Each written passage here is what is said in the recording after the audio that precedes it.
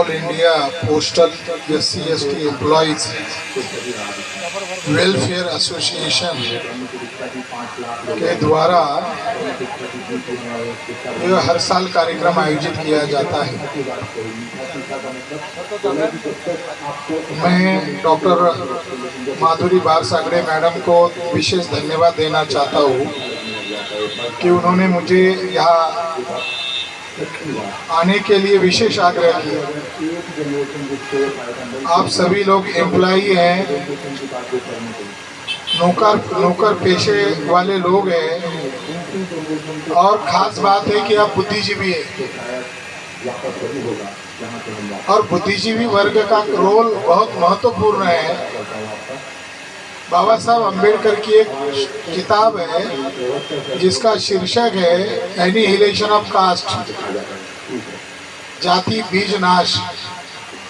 उस किताब में बाबा साहब अम्बेडकर ने बुद्धिजीवी वर्ग के बारे में कहा कि किसी भी समाज के कल्याण के लिए, उत्थान के लिए, प्रगति के लिए बुद्धिजीवी वर्ग जिम्मेदार होगा या वो गैर जिम्मेदार अगर रहा तो उस समाज के पतन के लिए भी जिम्मेदार होगा। तो आज जो रिजर्वेशन पर बहुत सारी बहस चल रही है और वो बहस संविधान के खिलाफ चल रही है और दुखद बात है कि भारत का जो जुडिशरी सिस्टम है वो जुडिशरी सिस्टम SC के अंतर्गत जातियों के अंदर झगड़े लगा रहा है, ST के अंतर्गत जातियों के झगड़े लगाने का काम जुडिशरी के लोग कर रहे हैं और नई व्याख्या कर रहे हैं। और व्याख्या इस ढंग से कर रहे हैं कि रिजर्वेशन का आधार आर्थिक है, रिजर्वेशन का आधार आर्थिक होना चाहिए। समाज में परिवर्तन लाना। तो ये जो चर्चा हम आज कर रहे हैं, तो जुडिशरी के जो जजमेंट्स होते हैं ये पब्लिक डोमेन में चर्चा की जा सकती है, उसके ऊपर क्रिटिक्स किया जा सकता है। वो कोई भगवान का शब्द नहीं है, अंतिम शब्द नहीं है। मगर ये जो चर्चा की जा रही है, चर्चा था EWS का। किसी ब्राह्मण जाति के व्यक्ति ने खुद के ऊपर घासलेट डाल दिया, ऑयल डाल दिया, पेट्रोल डाल दिया और जलकर मर गया। एक भी उदाहरण दिखाओ। अनशन पर मर गया कोई, ऐसा एक भी उदाहरण दिखाओ। किसी ने मोर्चा निकाला, ऐसा एक भी उदाहरण बताओ। मगर रातों रात EWS के नाम पर संविधान का पार्ट बनाया गया, संविधान का संशोधन किया गया और सवर्ण ब्राह्मणों को EWS के नाम पर 5% ब्राह्मणों को 10% रिजर्वेशन दिया गया।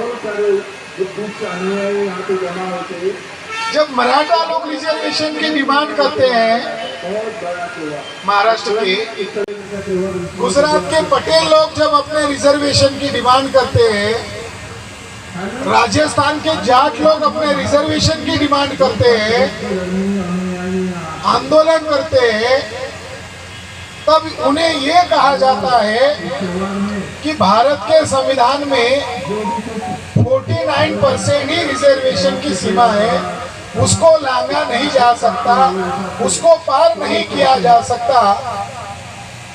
और 1991 का जो इंदिरा साहनी वर्सेस भारत सरकार का जजमेंट का आधार देकर 49% मर्यादा रिजर्वेशन की है, ये बार बार दोहराया जाता है।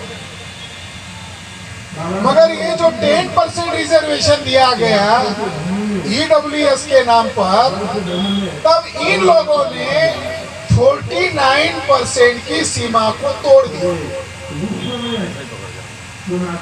जब बैकवर्ड कास्ट के लोग अपनी लोक संख्या के अनुपात रिजर्वेशन की डिमांड करते हैं, तब उन्हें सलाह दिया जाता है कि 150% सीमा नहीं हो सकता।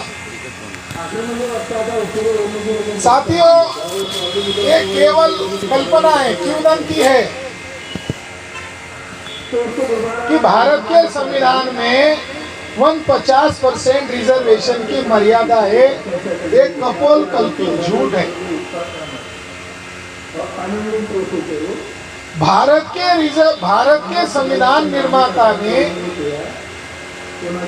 जो रिजर्वेशन का आधार बनाया वो आर्थिक आधार नहीं है। रिजर्वेशन का आधार आर्थिक नहीं है। रिजर्वेशन भीख भी नहीं है। रिजर्वेशन मतलब दरिद्रता निर्मूलन कार्यक्रम भी नहीं है। रिजर्वेशन मतलब आरक्षण भी नहीं है। रिजर्वेशन की व्याख्या आरक्षण की जाती है। एज पर कॉन्स्टिट्यूशन, रिजर्वेशन शब्द का संविधान में आरक्षण अर्थ नहीं बताया है। क्या अर्थ बताया है? रिजर्वेशन इट्स मीन रिप्रेजेंटेशन, प्रतिनिधित्व। और वो प्रतिनिधित्व कैसे होगा? एडुकेट रिप्रेजेंटेशन, लोक संख्या के अनुपात प्रतिनिधित्व होना चाहिए। ये मूल धारणा भारत के संविधान की है।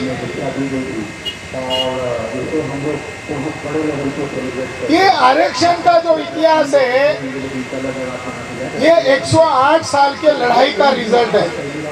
ये जो रिजर्वेशन है, रिजर्वेशन की जो लड़ाई है, ये संविधान बनाने की वास्तविक लड़ाई है।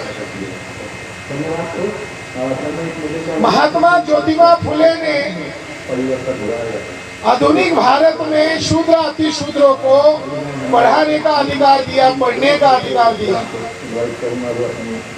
शाहू छत्रपति महाराज ने नॉन ब्राह्मण लोगों को, बैकवर्ड कास्ट के लोगों को रिजर्वेशन होना चाहिए, ये केवल उन्होंने कहा नहीं। 1902 में उन्होंने कोल्हापुर रियासत में ब्राह्मण, कायस्थ, बनिया को छोड़कर तमाम ब्राह्मणेतर लोगों को रिजर्वेशन लागू किया।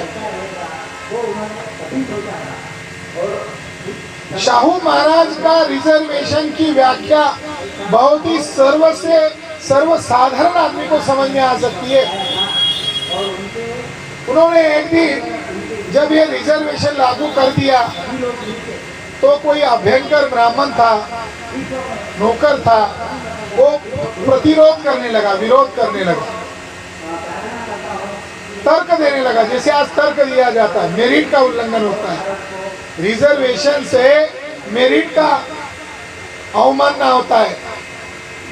तो शाहू महाराज ने एक दिन, उनके पास घोड़े थे, तो घोड़े को चना खिलाया जाता था। तो शाहू छत्रपति महाराज ने सभी लोगों को, प्रमुख लोगों को इकट्ठा किया और ये कहा कि घोड़े को जो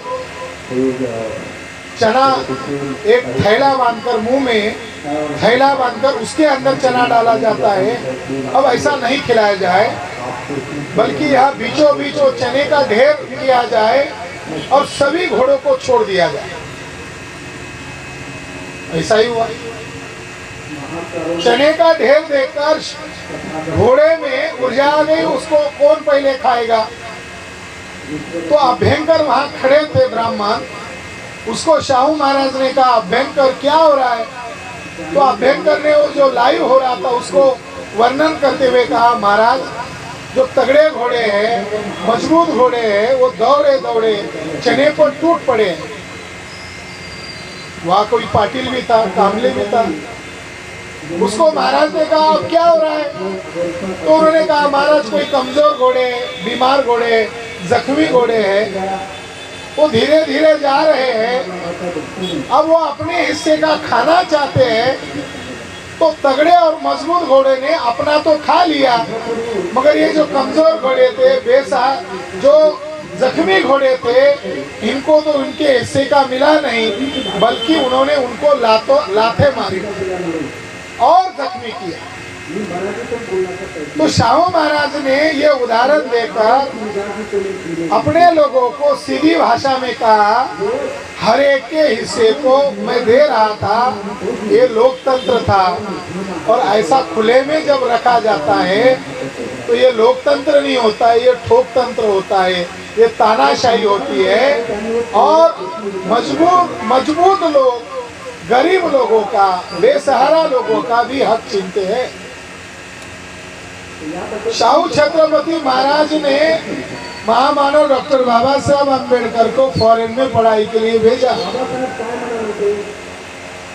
शाहू महाराज का ऋण बाबा साहब अम्बेडकर इतना मानते थे कि उन्होंने अपने अनुयायियों को कहा था कि एक बार मेरी जन्म जयंती मत मनाओ, मगर शाहू महाराज की जयंती ऐसी मनाओ जैसे आपके घर में दिवाली का त्योहार है, उत्सव है, बड़ा त्योहार है, ऐसा उनका जयंती मनाओ।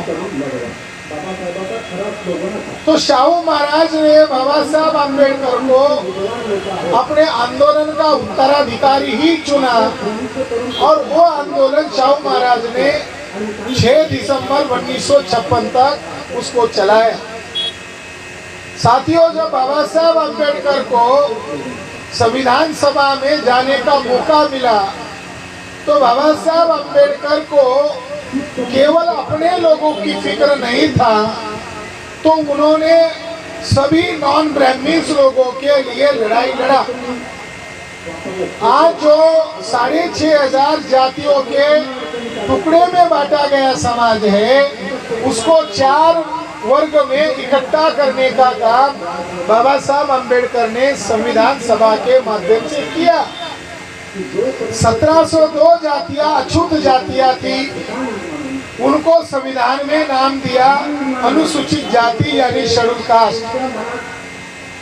जिनको छूने तक पाप माना जाता था, उनको एक पहचान दी शेड्यूल कास्ट। 750 कबीले ट्राइब्स लोगों के हैं, उनको नाम दिया शेड्यूल ट्राइब। 4743 जातियां अदर बैकवर्ड कास्ट की है। ये अदर बैकवर्ड कास्ट शब्द भी बाबा साहब अम्बेडकर ने दिया। आज ओबीसी के नाम पर लोग काम कर रहे हैं, ओबीसी के नाम पर संस्थाएं चला रहे हैं, मगर ओबीसी शब्द किसने दिया? बाबा साहब अम्बेडकर।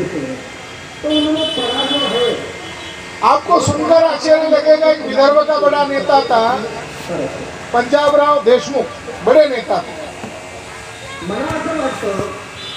बाबा साहब अम्बेडकर ने पंजाब के मास्टर हुकुम सिंह,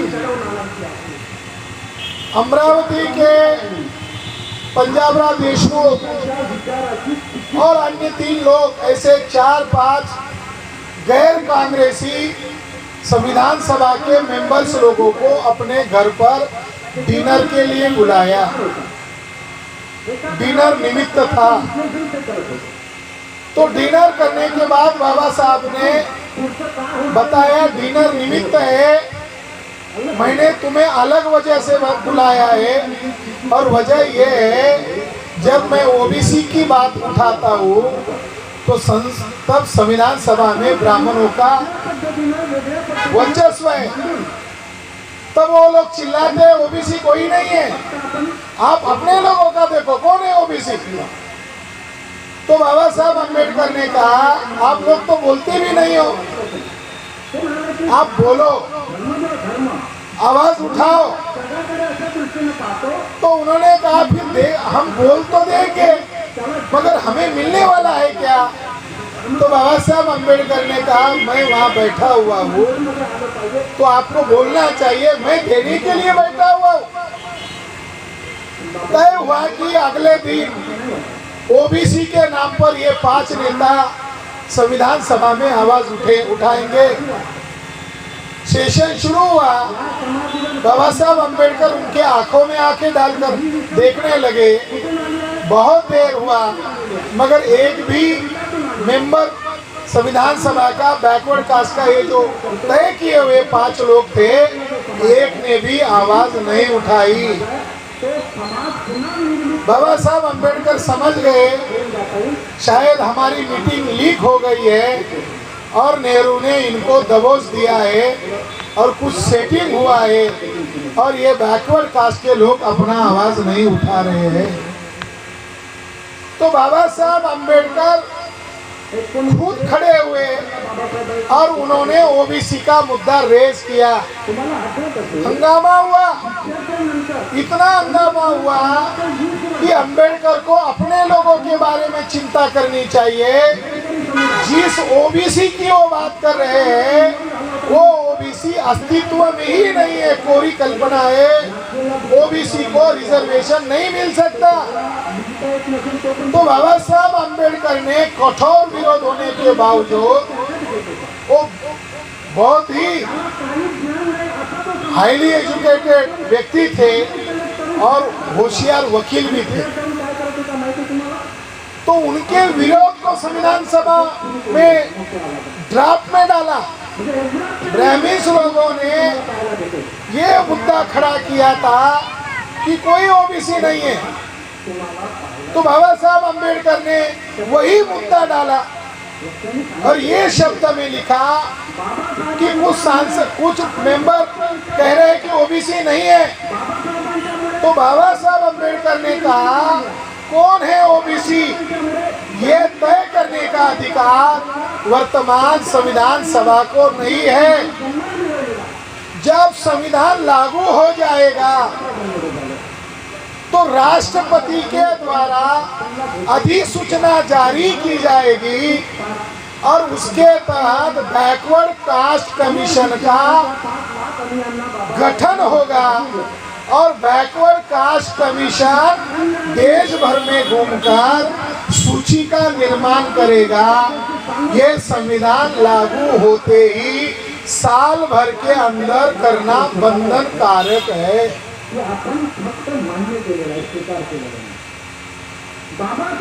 बाबा साहब अंबेडकर के इस ड्राफ्टिंग के कारण नेहरू को पहला बैकवर्ड कास्ट कमीशन गठित करना पड़ा जिसका नाम है काका कालेलकर कमीशन। संविधान में प्रावधान किया तब जाकर उनको मजबूरन गठित करना पड़ा। वो गठित नहीं कर रहे थे, संविधान का उल्लंघन कर रहे थे और बाबा साहब अंबेडकर नेहरू मंत्रिमंडल का हिस्सा थे, लॉ मिनिस्टर थे। तो बाबा साहब अंबेडकर ने देखा कि मैं लॉ मिनिस्टर हूँ और नेहरू के मंत्रिमंडल का हिस्सा हूँ।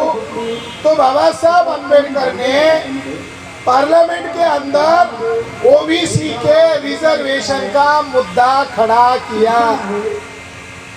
तो उनको बोलने नहीं दिया जा रहा था। तो बाबा साहब अंबेडकर ने लॉ मिनिस्ट्री का मुझे इस्तीफा देना है और मेरे इस्तीफे की ये प्रमुख 4 वजह है, ये उनको वहाँ देना था। तो नेहरू ने पार्लियामेंट के अंदर बाबा साहब अंबेडकर को एज ए लॉ मिनिस्टर इस्तीफा भी देने नहीं दिया, उनको पार्लियामेंट के अंदर बोलने तक नहीं दिया। तो बाबा साहब अंबेडकर बाहर आ गए, प्रेस कॉन्फ्रेंस का आयोजन किया और वहाँ 4 मुद्दे वाला लंबा जो ड्राफ्ट बनाया था वो लोगों को, प्रेस वालों को दिया और उसमें कहा मैं इस्तीफा दे रहा हूँ। इसका मूल वजह है कि ओबीसी के लिए बैकवर्ड कास्ट कमीशन गठित करना बंधन कारक है, मगर नेहरू सरकार गठित नहीं कर रही है, इसलिए मैं इस्तीफा दे रहा हूँ। ओबीसी के लिए रिजर्वेशन SC/ST के लिए नहीं है केवल मात्र, ओबीसी के लिए भी है। और ओबीसी की लड़ाई बाबा साहब अंबेडकर कितना लड़ रहे थे कि उन्होंने लॉ मिनिस्ट्री का तक इस्तीफा दिया। बावीस प्रतिज्ञा इस्तीफा देने के बाद बिहार राज्य के एक युवा नेता थे और उनका एक ऑर्गेनाइजेशन था बिहार राज्य में। उस नेता का नाम था आरएल चंदापुरी। उस नेता का ओबीसी नेता का नाम था आरएल चंदापुरी और उनके ऑर्गेनाइजेशन का नाम था all the backward caste federation. Baba Saheb Ambedkar के ऑर्गेनाइजेशन का नाम था all India scheduled caste federation और आरएल चंदापुरी के ऑर्गेनाइजेशन का नाम था all the backward caste federation.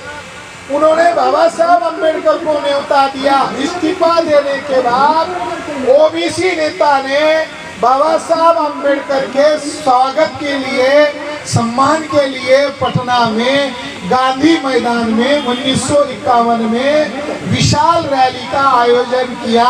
Baba Saheb Ambedkar इस्तीफा देते ही पटना रवाना हुए और लाखों लोगों को संबोधित करने के लिए मंच पर खड़े हुए।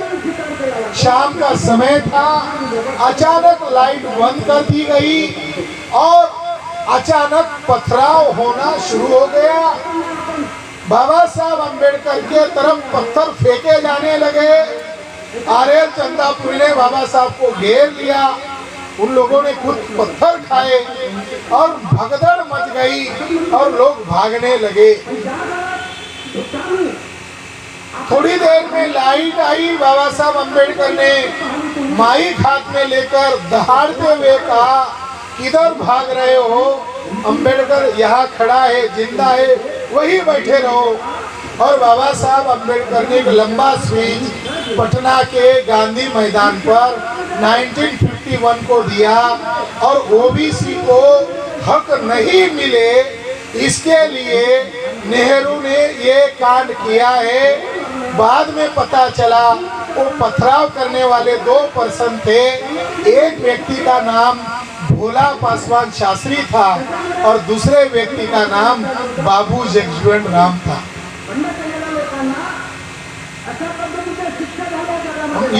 हम रिजर्वेशन की लड़ाई देख रहे हैं, ये फाइटिंग है।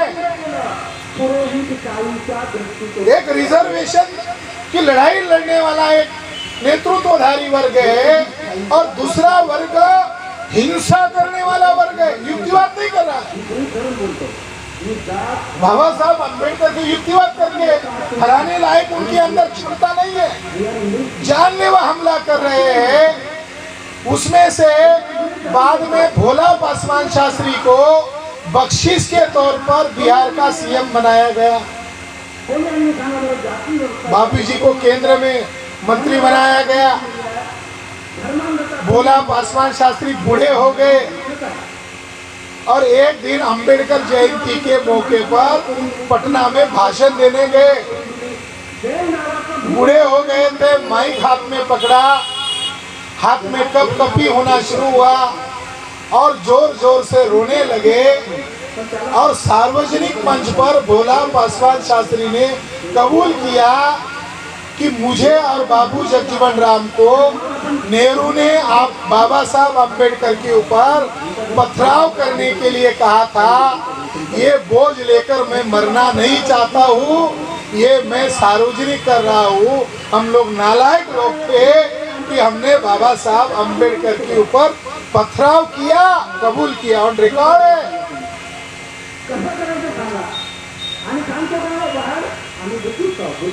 तो साथियों, रिजर्वेशन ठीक नहीं है, फंडामेंटल राइट है। ये समझने के लिए हमें क्या समझना चाहिए? इसकी एक लंबी लड़ाई लड़ी गई, उस लड़ाई का इतिहास मालूम होना चाहिए।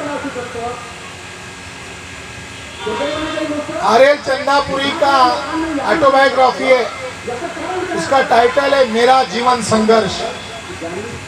उसके अंदर ये ब्यौरा दिया कि बाबा साहब अम्बेडकर को किसने पत्थर मारे थे और बाबा साहब अम्बेडकर के राइटिंग एंड स्पीचेस में बिल्कुल पटना के सभा का भाषण ही नहीं जोड़ा गया ताकि लोगों को पता ही ना चले।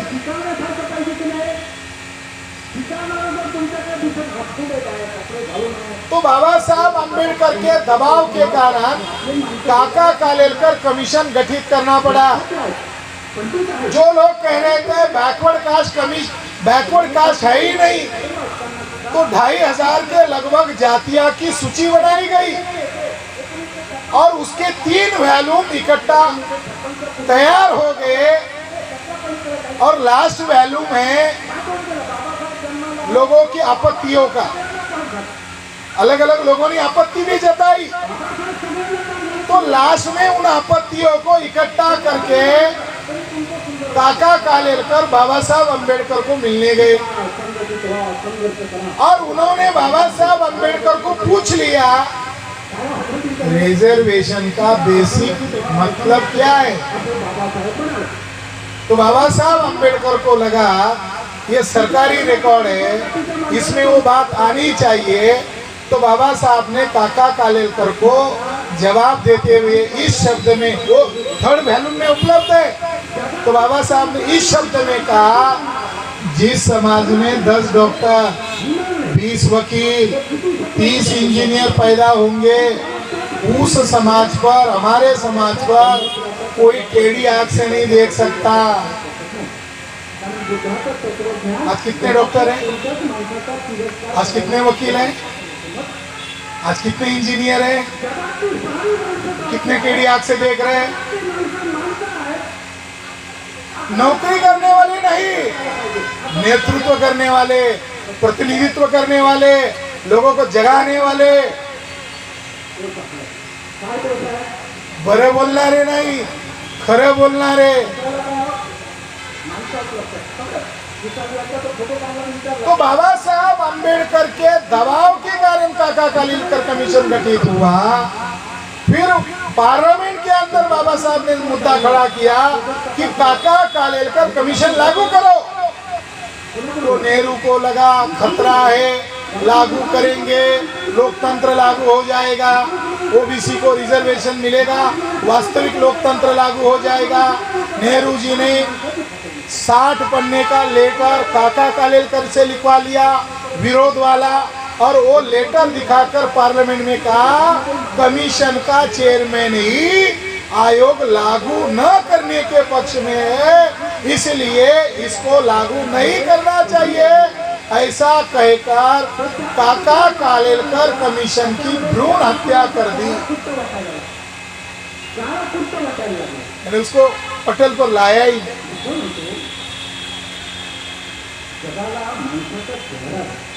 मैं ये बैकग्राउंड आपको क्यों बता रहा हूँ कि जज महाशय कह रहे हैं कि रिजर्वेशन कब तक रखना चाहिए, ऐसा कह रहे। जजमेंट काय के लिए था कि ईडब्ल्यूएस के ऊपर बहस चल रही थी, ओबीसी के लोग बहस कर रहे थे कि हमारी जाति जनगणना करो। तो सुप्रीम कोर्ट के जज कह रहे हैं, ये सीजीआई कह रहा है कि रिजर्वेशन कब तक रखना चाहिए, इस पर सरकार ने अभी सोचना चाहिए। एक जज महाशय ने कहा कि रिजर्वेशन अब कब तक रखा जाए, अब इसको खत्म करने के बारे में सोचना चाहिए। मैं रिजर्वेशन भीख नहीं है, प्रतिनिधित्व है, फंडामेंटल राइट है, ये सिद्धांत बताने के लिए इसका बैकग्राउंड बता रहा हूँ। अगर हमारे लोगों को बैकग्राउंड समझ में आ गया तो फिर हम लोग लड़ाई लड़ेंगे। लड़ाई लड़ने के लिए जानकारी चाहिए, जानकारी हथियार होता है। तो बाबा साहब अम्बेडकर के समय में काका कालेलकर कमीशन को लागू नहीं होने दिया, बाबा साहब अम्बेडकर की मृत्यु हो गई।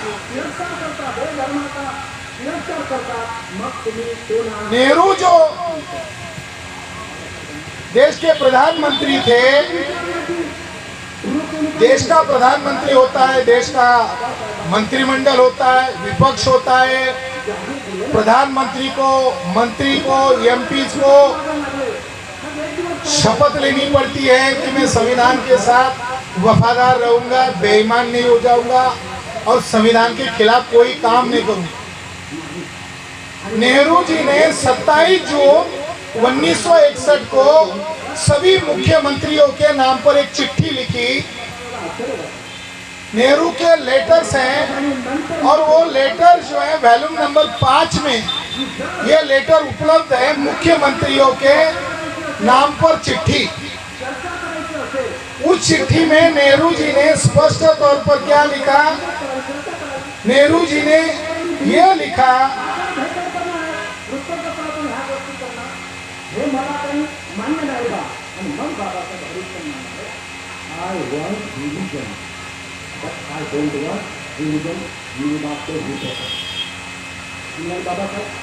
नेहरू जी ने ये स्पष्ट शब्द में लिखा कि मैं रिजर्वेशन देने के सख्त खिलाफ हूँ।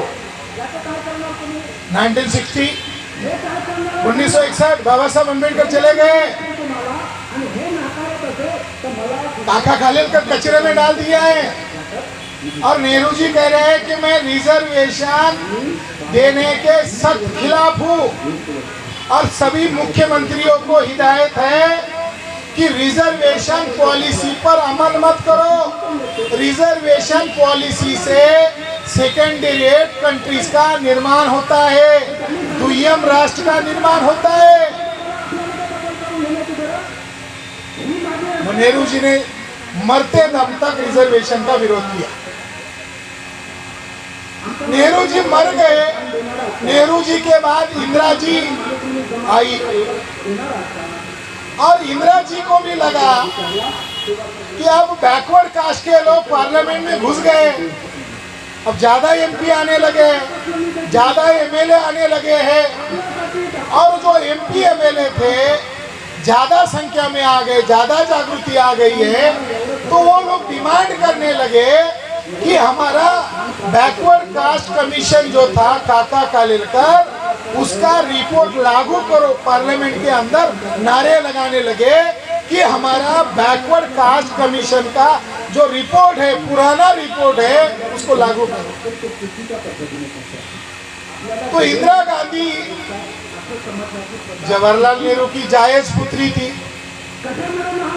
इंदिरा गांधी जो थी वो जवाहरलाल नेहरू की जायज पुत्री थी।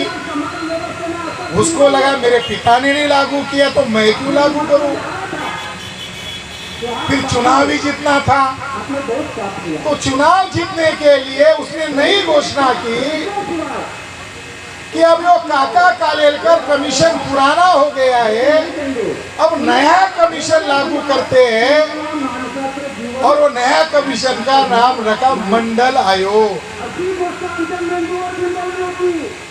फिर मंडल आयोग का गठन किया, मंडल आयोग का रिपोर्ट बना। फिर बैकवर्ड कास्ट के लोग डिमांड करने लगे हमारा मंडल आयोग लागू करो, ओबीसी को रिजर्वेशन लागू करो, वरना कुर्सी खाली करो। ये मामला गर्म होने लगा। फिर इंदिरा गांधी के सामने समस्या आ गई, अगर मंडल आयोग का समर्थन करती हूँ तो ब्यूरोक्रेट्स बैकवर्ड कास्ट को देना पड़ेगा, ब्राह्मण को हटाना पड़ेगा, यानी प्रशासन ब्राह्मणों के हाथ से निकल जाएगा, बैकवर्ड कास्ट के पास जाएगा। समर्थन करती हूँ तो प्रशासनिक सत्ता बैकवर्ड कास्ट के हाथ में जाएगी, अगर विरोध करती हूँ तो राजनीतिक सत्ता हाथ से निकल जाएगी। तो इंदिरा गांधी के सामने बड़ा सवाल खड़ा हुआ, समर्थन करना भी घातक है, विरोध करना भी घातक है, अब रास्ता ढूंढा जाए तो कैसे ढूंढा जाए। तो उन्होंने गुप्त योजना बनाई। ब्राह्मण लोग जो है वो 2 हाथ वाले हैं, 2 पैर वाले हैं, एक ही नाक है, हमारे जैसा उनको एक सिर है, ऐसा हमारे लोगों को लगता है। मगर बाबा साहब अम्बेडकर कहते थे, remembers Brahmins have a brain with in brains. Remember Brahmins have a brain with in brains. उन्होंने गुप्त योजना की। अरुण कुमार वैद्य जो जूनियर था उसको कमांडर इन चीफ बनाया और कमांडर इन चीफ बनाकर इंदिरा गांधी ने हिंसक अभियान का प्लान बनाया और सिखों के गुरुद्वारा पर, गोल्डन टेम्पल पर मिलिट्री एक्शन किया। नाम रखा operation blue star, secret mission operation blue star. किस लिए हिंसा अभियान? किस लिए? ओबीसी का मुद्दा दबना चाहिए, दफन होना चाहिए, इसलिए बड़ा कांड करना होगा। वैसा ही हुआ, सिखों का नरसंहार किया गया, बहुत मात्रा में किया मिलिट्री के द्वारा, यानी भारत सरकार के द्वारा सिखों के गुरुद्वारा पर हमला किया गया। जब हत्याकांड हुआ तो इंदिरा गांधी के पर्सनल सिक्योरिटी सिख थे। एक का नाम बेअंत सिंह था, एक का नाम सतवंत सिंह था। इन दोनों ने क्या किया, जब वो अपने कोठी से बाहर आ रही थी, अपने मकान से बाहर आ रही थी, तब वो खड़े थे, उसके सामने वो गन लेकर खड़े हो गए और इंदिरा गांधी को बोटी बोटी करके उन सिक्योरिटी ने, उस मिलिट्री मैन ने मार डाला। कितना बड़ा गंभीर मामला है कि ओबीसी को रिजर्वेशन ना देना पड़े, इसलिए प्रतिक्रियावादी मूवमेंट की और उसके बदले में इंदिरा गांधी को अपनी जान गंवानी पड़ी। रिजर्वेशन का इतिहास। फिर पायलटी करने वाले राजू जी आ गए, कोई राजनीति का ज्ञान नहीं था। वसंत साठे एक नेता था, आरएसएस के सरसंघ चालक ने वसंत साठे के माध्यम से राजीव जी के साथ गुप्त समझौता किया और अबाउ 400 एमपीज राजीव जी के जीते। आरएसएस ने समर्थन देकर राजीव जी को राजगद्दी पर बिठाया। कांग्रेस का और आरएसएस का समझौता हुआ, उसका आदमी वसंत साठे था।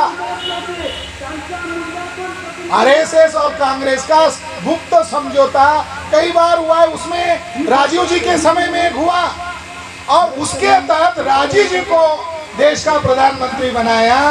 और राजीव जी जब पार्लियामेंट में पहली बार बोले तो पानी पी पी कर रिजर्वेशन का, ओबीसी के रिजर्वेशन का विरोध किया।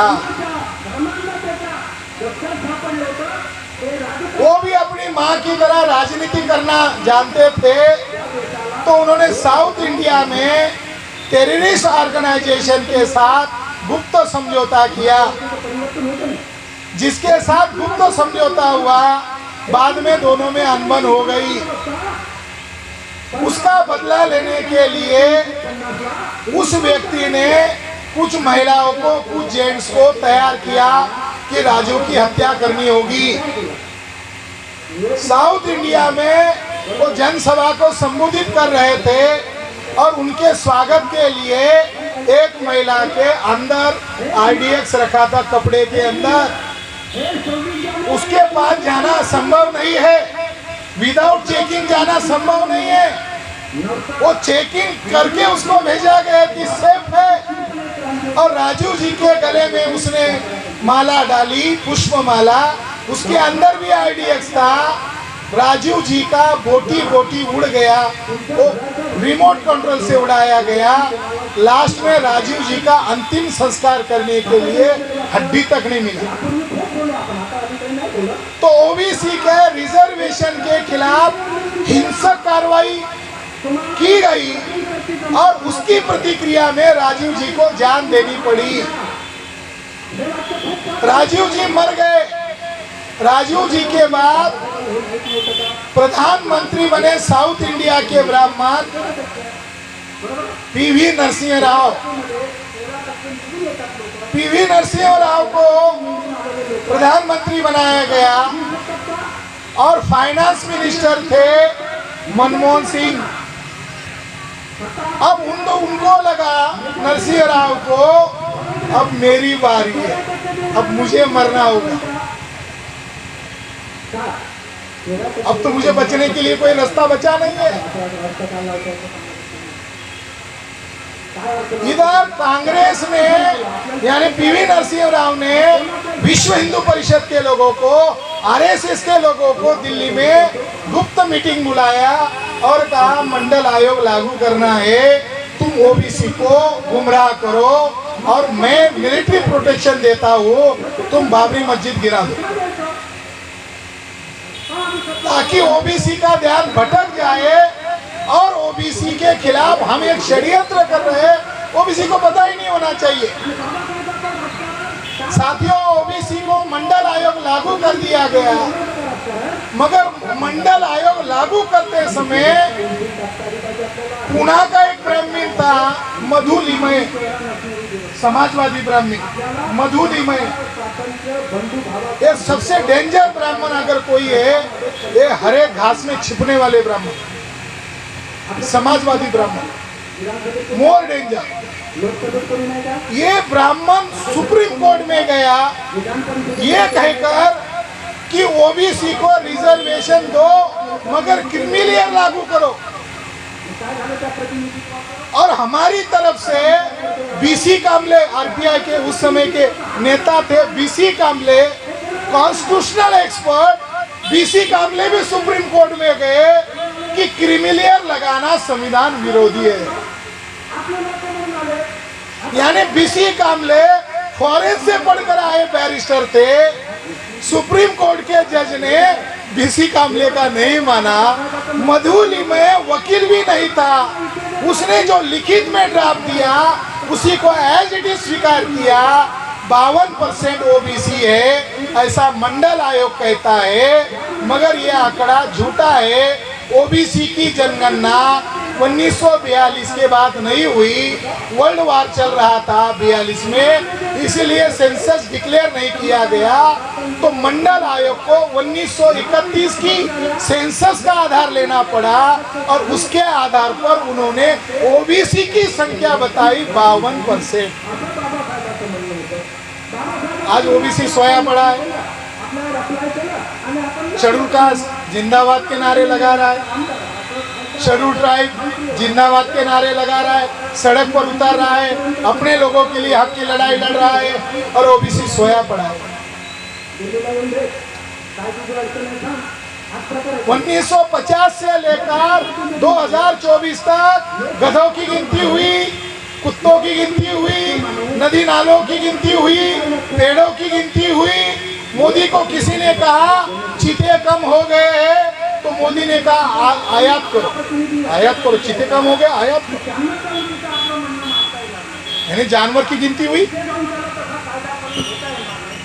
मीडिया वाले बहुत खतरनाक थे। अब मोदी ने चीता लाया, मादा लाया, नर लाया, 2 महीने बाद खबर, मीडिया वाले ने देखो, मीडिया वाले कितने चालाक लोग, 2 महीने के बाद खबर आ गई, गुड न्यूज, अब चीता पैदा होने वाला है। मोदी जी को श्रेय है। जानवरों की चिंता है, हिजड़ों की गिनती करते हैं, हिजड़ों की गिनती करते हैं, जानवरों की गिनती करते हैं, पिछड़ों की गिनती नहीं करते। इसलिए विदर्भ का किसान सुसाइड करता है, क्योंकि ओबीसी के लिए शून्य बजट है। क्यों ओबीसी के लिए शून्य बजट है? एससी के लिए बजट है, एसटी के लिए बजट है, महिलाओं के लिए बजट है, मगर ओबीसी के लिए 0 बजट है। क्योंकि पार्लियामेंट में ओबीसी की आबादी कितनी है इसका कोई रिकॉर्ड नहीं है, इसलिए किसान के लिए कोई बजट का प्रावधान नहीं है। पूंजीपति भाग जाए उसको 5 लाख करोड़ रुपए का बजट भागने के पहले मिलेगा, मगर वो भाग जाए तो भाग जाए। तो साथियों, ओबीसी का रिजर्वेशन दिया मगर क्रीमिलियर लागू कर दिया। लोग क्रीमिलियर के खिलाफ सड़क पर ना उतरे, इसलिए बाबरी मस्जिद गिराया गया। बाबरी मस्जिद गिराने के पीछे ओबीसी क्रीमिलियर के खिलाफ जत्थेबंद होकर सड़क पर न उतरे, इसके लिए बाबरी मस्जिद गिराई गई। उस समय क्रीमिलियर का मामला ओबीसी ने डिमांड नहीं किया, ओबीसी पर लागू था। उस समय ओबीसी के चर्चा हो रही थी और क्रीमिलेयर SC/ST पर लागू कर दिया था। उस समय ओबीसी के क्रीमिलेयर पर चर्चा हो रही थी और SC/ST पर क्रीमिलेयर लागू कर दिया था। SC/ST का तो मामला था ही नहीं। फिर पार्लियामेंट में बहस चली और पार्लियामेंट ने SC/ST का क्रीमिलेयर असंवैधानिक घोषित कर दिया। तब जाकर SC/ST का क्रीमिलेयर हटा दिया गया था। अब फिर से सुप्रीम कोर्ट कह रहा है कि SC/ST के अंदर क्रीमिलेयर लागू कर देना चाहिए, आर्थिक आधार लागू कर देना चाहिए। रिजर्वेशन का आधार आर्थिक नहीं है। रिजर्वेशन का आधार इन कॉन्स्टिट्यूशन में दो ही आधार है, दो ही मापदंड है। क्या मापदंड है? Those who socially backwards and those who educationally backwards. जो सामाजिक पिछड़ा है, जो सामाजिक पिछड़ा है, क्योंकि जातियों के कारण पिछड़ा है, वर्ण व्यवस्था के कारण पिछड़ा है, और शैक्षिक रूप से पिछड़ा है, यही आधार पर रहेगा। तो साथियों, आज जो हमारे लोगों को, SC/ST के लोगों को झगड़े लगा दिया। महाराष्ट्र में मातंग वर्सेस नवबोध हो गया झगड़ा शुरू। नॉर्थ इंडिया में चमार वर्सेस वाल्मीकि हो गया झगड़ा शुरू। यानी ब्राह्मणों की रणनीति है कि बाबा साहब अंबेडकर ने 6,500 जातियों के टुकड़े को जाति के नाम से रिजर्वेशन नहीं दिया, क्लास के नाम से रिजर्वेशन दिया।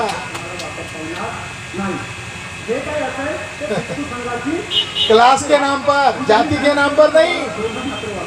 अब काय के लिए लड़ रहे? क्लास के नाम पर लड़ रहे, जाति के नाम पर लड़ रहे। अनुशेष भर्ती नहीं होता है, अनुशेष भर्ती ही नहीं। 1990 के बाद तक अनुशेष भर्ती नहीं हो रहा है, रिक्रूटमेंट हो ही नहीं रहे। आपने यहाँ कुछ रिटायर्ड लोगों को बुलाकर उनका सम्मान किया। मैं प्रोग्राम होने के बाद उनको पूछने वाला था, आप रिटायर होने के बाद आपकी जगह पर कौन गया, वो जानकारी लेकर आओ। आपकी जगह खाली हो गई थी, आपकी रिक्त जगह पर कौन भरा, आपको मालूम है क्या? भरा ही नहीं। तो आज वर्तमान में रिजर्वेशन के खिलाफ जुडिशरी पहल कर रही है। जुडिशरी ने कहा क्रीमिलेयर लागू होना चाहिए। जब लोगों ने विरोध किया तब मोदी सरकार ने कहा हम SC/ST के ऊपर क्रीमिलेयर लागू नहीं करेंगे, बोला, केवल अमल शुरू कर दिया। साथियों, आज जो हमारा बुद्धिजीवी वर्ग है वो रिजर्वेशन से शुरू करता है, रिजर्वेशन पर खत्म करता है, बाबा साहब अंबेडकर के जयकारा लगाते हैं। मगर ये जो संविधान में जो हमारे लोगों को अधिकार दिया गया था, ये अधिकार हमारे दुश्मनों ने सामूहिक तौर पर उसको खत्म कर दिया है। ये कोई खुशी की बात नहीं है, ये बताने वाली कोई खुशी की बात नहीं है कि हमारे दुश्मनों ने हमें जो फंडामेंटल राइट दिया था, पढ़ाई का रिजर्वेशन, उसके बाद नौकरी का रिजर्वेशन, उसके बाद प्रमोशन का रिजर्वेशन। अब प्रमोशन छोड़ो, पेंशन ही नहीं है। प्रमोशन छोड़ दो, अब पेंशन ही नहीं है। तो आज हमें चिंतन करने की जरूरत है। अगर हम इस भूमि को पवित्र भूमि मान रहे हैं, हम हमारे महापुरुषों के मेमोरीज में ये कार्यक्रम कर रहे हैं, तो उनके नाम का जयकारा लगाने की बजाय उन्होंने जो हमें मार्गदर्शन किया, उन्होंने हमें जो गाइडलाइन दिया, उस गाइडलाइन को आधार बनाकर हमें चिंतन करने की जरूरत है, समीक्षा करने की जरूरत है। चिंतन और समीक्षा तारीफ वाली नहीं होती है, चिंतन और समीक्षा कड़वी होती है, कठोर होती है। तारीफ वाली नहीं होता। अब मैं मेरे भाषण को कंक्लूड कर रहा हूँ। मैं मैसेज देना चाहता हूँ कि संविधान ने तो हमको कहा रिजर्वेशन फंडामेंटल राइट है, वीक नहीं है, मगर अब रिजर्वेशन खत्म हो गया है।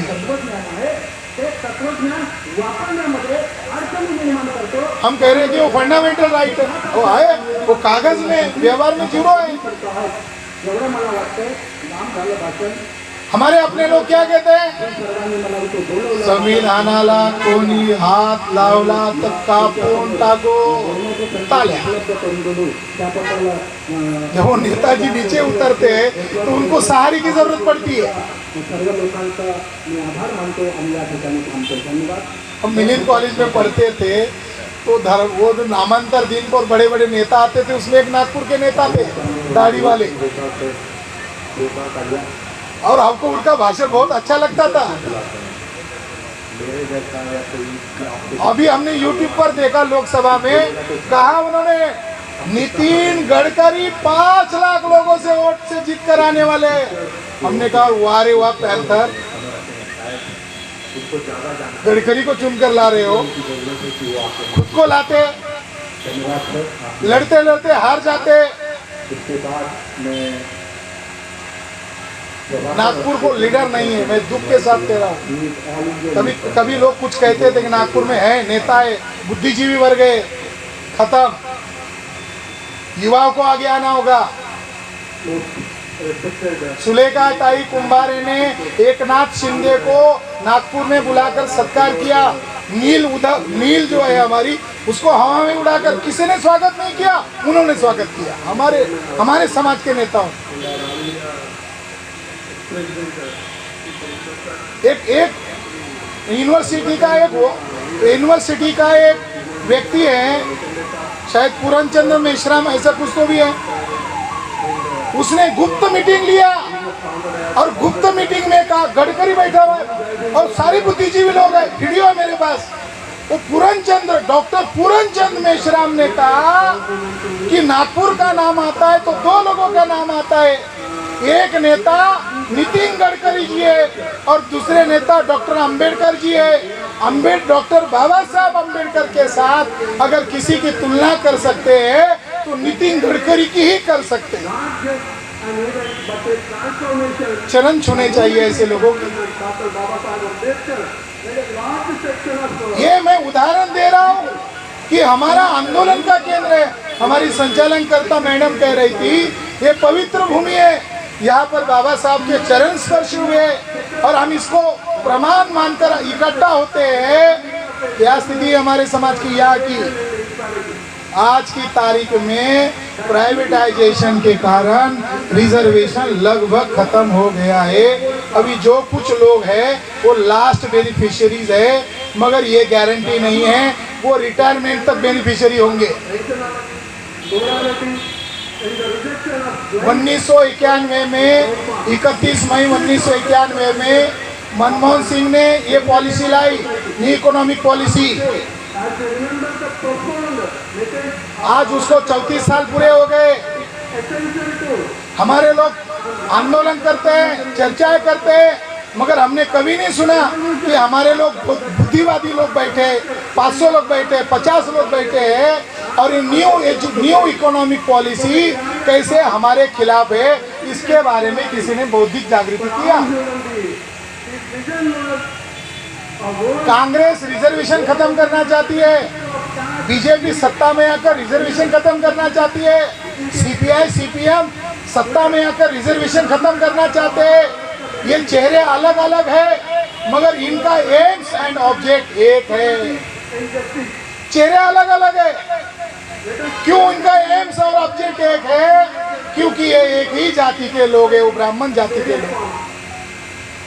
साथियों, आज की तारीख में नाल्को बेच दिया, तेल को बेच दिया, हिंदुस्तान पेट्रोलियम बेच दिया, एयर इंडिया बेच दिया,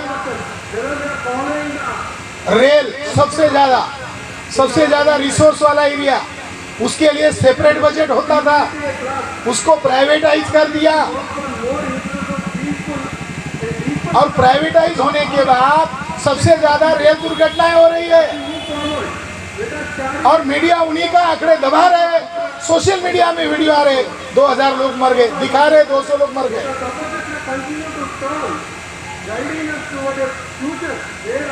तो आज की तारीख में अगर आप अपने आप को बाबा के बच्चे कहते हो तो बाबा का जयकारा लगाने से काम नहीं चलेगा। तो बाबा साहब अम्बेडकर ने अपने जीवन में एक मैसेज दिया था और वो तारीख थी 17 अगस्त 1952। सिद्धार्थ कॉलेज में कार्यकर्ताओं को इकट्ठा किया।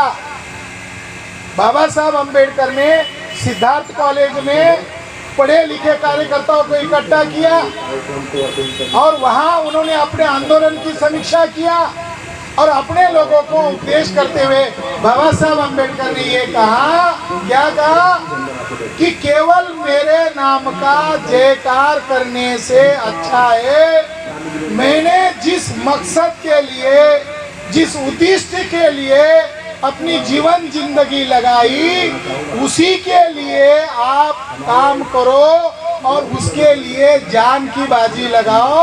मेरा जयकार करने से होने वाला नहीं है। मैंने जिस कॉज के लिए अपनी जिंदगी लगाई थी उसके लिए आप अपनी जीवन जिंदगी लगाओ, उसी से आपका कल्याण होने वाला है, आपका भला होने वाला है। तो आज की तारीख में लगभग सारा सेक्टर खत्म कर दिया गया। अभी रडार पर है मेडिकल सेक्टर और एजुकेशनल सेक्टर। तो नागपुर में अडानी, ये जो फडणवीस और गडकरी है, ये प्राइवेट अस्पताल क्रिएट कर रहे हैं नागपुर में। ऑल इंडिया में 2030 तक मेडिकल सेक्टर का 100% प्राइवेटाइजेशन होगा ऑन रिकॉर्ड। एजुकेशन सेक्टर का 2030 तक 100% प्राइवेटाइजेशन करने का अभियान शुरू हो गया है। और कुछ माह पहले शिंदे गवर्नमेंट ने, ये तो केवल हमसाब आदमी है शिंदे, रियल में फडणवीस है, उन्होंने 64,000 स्कूल बेच दिया था। विरोध हुआ तो उनको वो वापस लेना पड़ा। अब हमारे लोगों को लगा अब दोबारा लागू नहीं करेंगे, तो पिछले सप्ताह खबर आई कि चंद्रपुर की कई स्कूल को गौतम अडानी को बेच दिया गया है। शुरू हो गया प्राइवेटाइजेशन, शुरू हो गया। हम रिजर्वेशन की बात कर रहे हैं, हमारे दुश्मनों ने एक्शन कार्यक्रम शुरू कर दिया।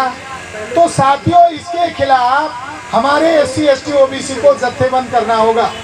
केवल अम्बेडकराइट लोगों को इकट्ठा होने से ये मामला हल होने वाला नहीं है। इसके लिए schedule caste, schedule tribe, backward caste, nominee tribes, minorities, महिलाएं, सबको इकट्ठा कर इस हमारे अधिकारों को बचाने की लड़ाई लड़नी होगी। अगर ऐसा हम करेंगे तो भविष्य में हमारा भविष्य कुछ है, अन्यथा भविष्य हमारा अंधकारमय है। मैं ये पूरी जानकारी आपको हताश और निराश करने के लिए नहीं बता रहा हूँ, क्योंकि आप बुद्धिजीवी वर्ग हैं। आपको दोस्त और दुश्मन की पहचान कराने के लिए मैंने ये सारी जानकारी आपके सामने डिस्क्लोज की है। तो साथियों, बुद्धिजीवी वर्ग का रोल क्या है? तो आज का जो बुद्धिजीवी वर्ग है ये लग्जरियस लाइफ में जी रहा है। यहाँ नागपुर असेंबली में पिछले साल यानी अभी दिसंबर, कुछ माह पहले एक रिजोल्यूशन पास किया है, एक सरकारी ठराव पास किया गया और उसके अंदर लिखा हुआ है नेशनल एजुकेशन पॉलिसी के तहत वाइस चांसलर कॉन्ट्रैक्ट बेसिस रहेगा। प्रोफेसर को सड़क पर आना चाहिए, वाइस चांसलर को सड़क पर आना चाहिए, मगर प्रोफेसर वाइस चांसलर क्या कर रहा है? लग्जरियस लाइफ जी रहा है। लड़ाई के लिए ब्रेन चाहिए। ब्रेन ये है हमारा, जिसको रिसर्च करना आता है, जिसको एनालिसिस करना आता है, जिसको कंपैरेटिव स्टडीज समझ में आता है, जिसको दूर का दिखाई दे सकता है। हमारे लोगों को आंखें तो है मगर आई साइट नहीं है। हमारे लोगों की आंखें जरूर है मगर उनको दृष्टिकोण नहीं है।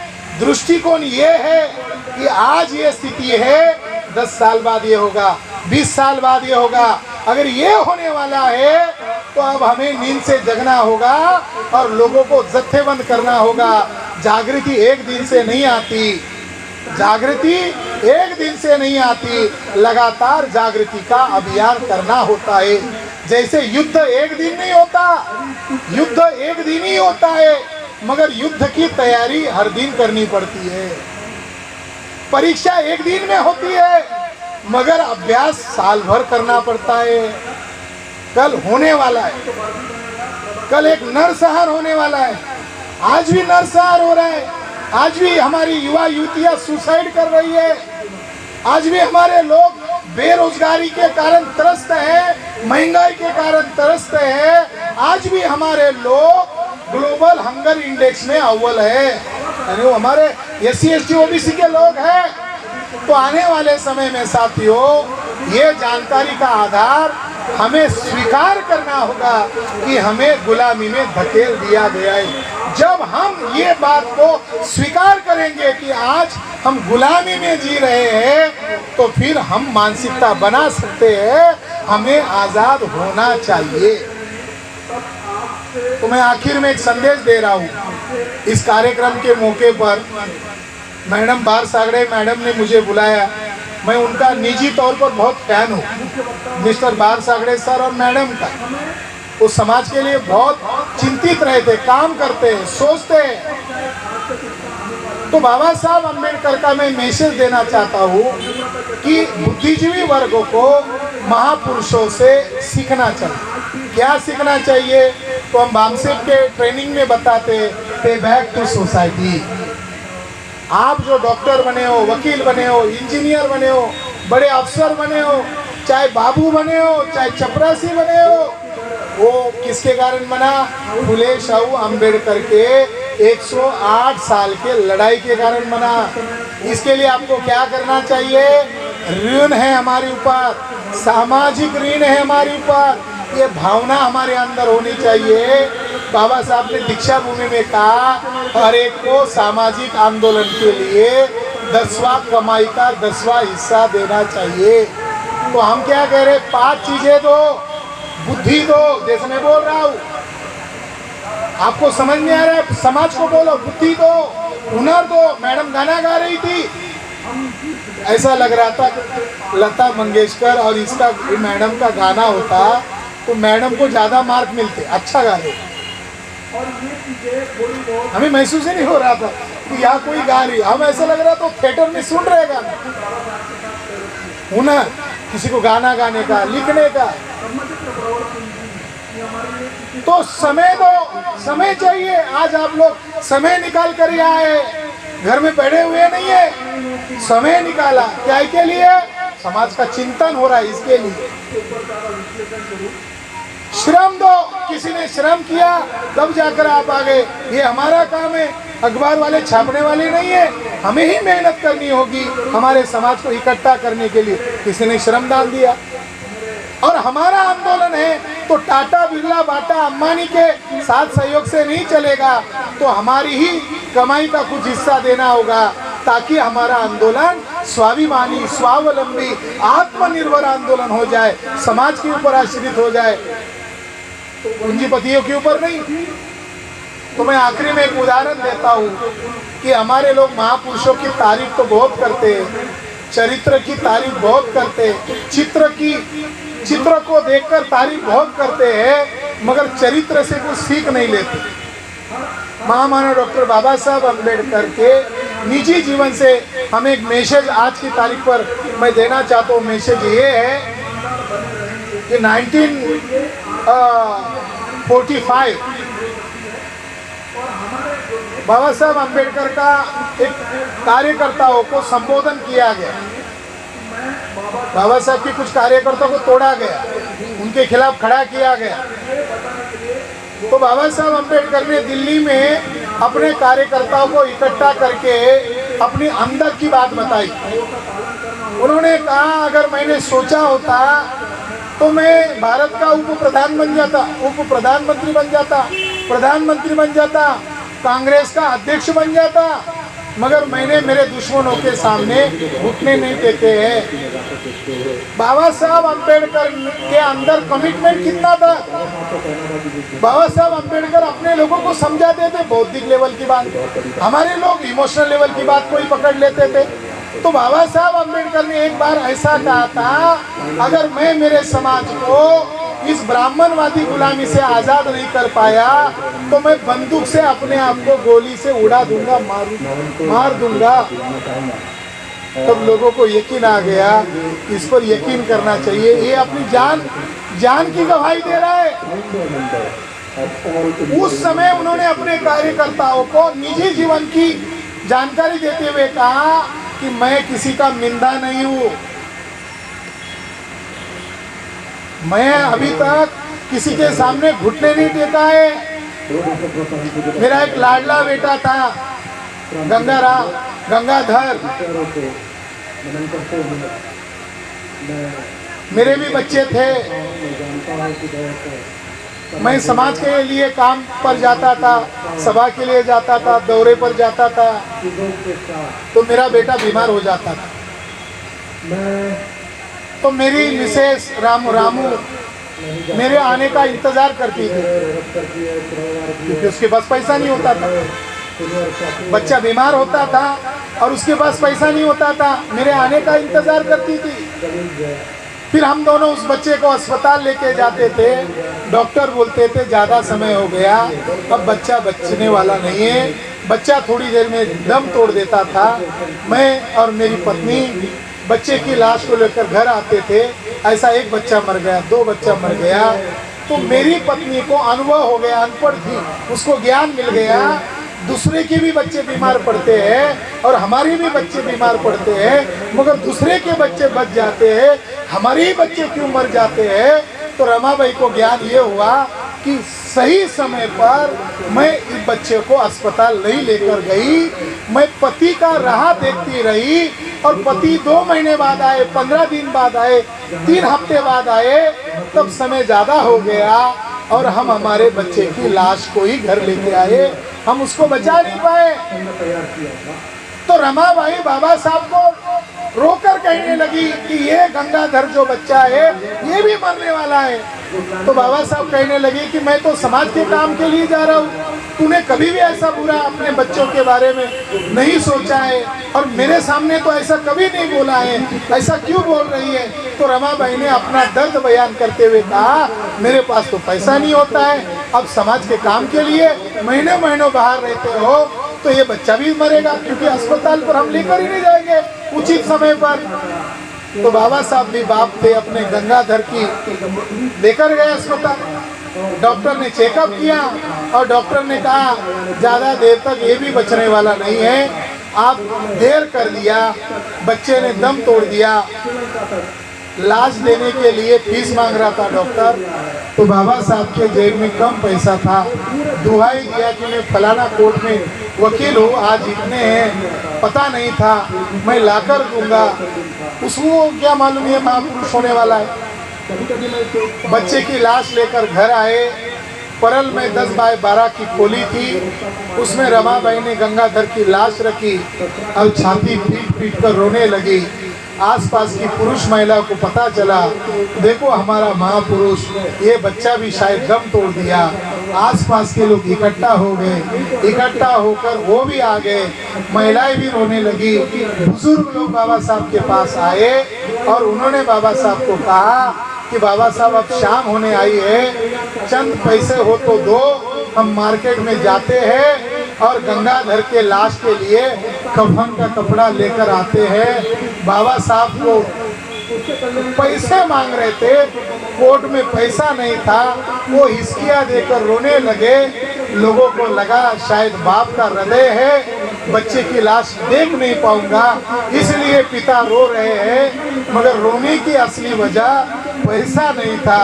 ये बात केवल रमाबाई को मालूम था रमाबाई बाबा साहब के आंदोलन में कभी रोड़ा नहीं डालती, फटी पुरानी साड़ी पहनती थी। पीछे लोग बोलते थे, बाबा साहब को सुनाई देता था, तो बाबा साहब ने रामू के लिए एक महंगा लुगड़ा लाया और रामू को दिया। रामू को लगा जब बच्चे खुश रहेंगे मेरे पति का आंदोलन बढ़ेगा, वही मेरे लिए त्योहार है, वैसे ही बचा के रखा था। अब कफन के लिए कपड़ा नहीं था, रामू अंदर गई, वो जो लुगड़ा था उसका पल्लू फाड़ा और गंगाधर की लाश को माता रमाबाई ने और बाबा साहब अम्बेडकर ने लपेटा और जमीन में गाड़ा। आज हम जिस छत के नीचे रहते हैं, थोड़ी कल्पना करके देखो, एक छत को 4 पिलर है और 4 पिलर के नीचे शायद रमाबाई के और बाबा साहब के 4 लड़कों की लाश होगी। हमारा त्याग कितना है? हम केवल जय जयकार कर रहे हैं, उनका त्याग तो बड़ा महान है। तो हमें पे बैक टू सोसाइटी करना होगा। हम बड़े बड़े विद्वान को बुलाए, भाषण करवाए, इससे होने वाला नहीं। सड़क की लड़ाई लड़ने के लिए लीडरशिप पैदा करना होगा। आज तो महाराष्ट्र में कहावत है, शिकला तित्ता उकला, शिकला तित्ता उकला, कोई काम का नहीं आ रहा है। तो बुद्धिजीवी लोगों की जिम्मेदारी है कि समाज में चेतना का निर्माण करे और ये जो जागृति का काम है ये 365 दिन चलाए। उसके लिए रिटायर्ड लोगों को जिम्मेदारी लगाए कि आप ये काम करो। समाज में लोग राह देख रहे हैं हमारी। आने वाले समय में मुझे यकीन और विश्वास है, हम ऑल इंडिया का संगठन चला रहे हैं, इस देश में क्रांति होने वाली है। और ये जो ब्राह्मण हैं, इनका खून टेस्ट हो गया है, इनका डीएनए टेस्ट हो गया है, इनका डीएनए वेस्ट इंडीज एशिया का है, ये ओरिजिनल भारतीय लोग नहीं है। हम जो बटे हुए लोग, हम लोग SC ST OBC के लोग ओरिजिनल मूल निवासी लोग हैं। ये विदेशी लोग हैं, विदेशी मुगल चले गए, विदेशी अंग्रेज चले गए, विदेशी पोर्तुगीज चले गए, ब्राह्मण आगे और जाने वाले नहीं है। उनका बंदोबस्त करना होगा। हम ऑल इंडिया में उसकी तैयारी कर रहे हैं। आपने मेरी बात ध्यान से सुनी, इसके लिए मैं आपका आभार व्यक्त करता हूँ और मैं मेरी वाणी को यही खत्म करता हूँ। जय भीम, नमो बुद्धाय, जय मूल निवासी।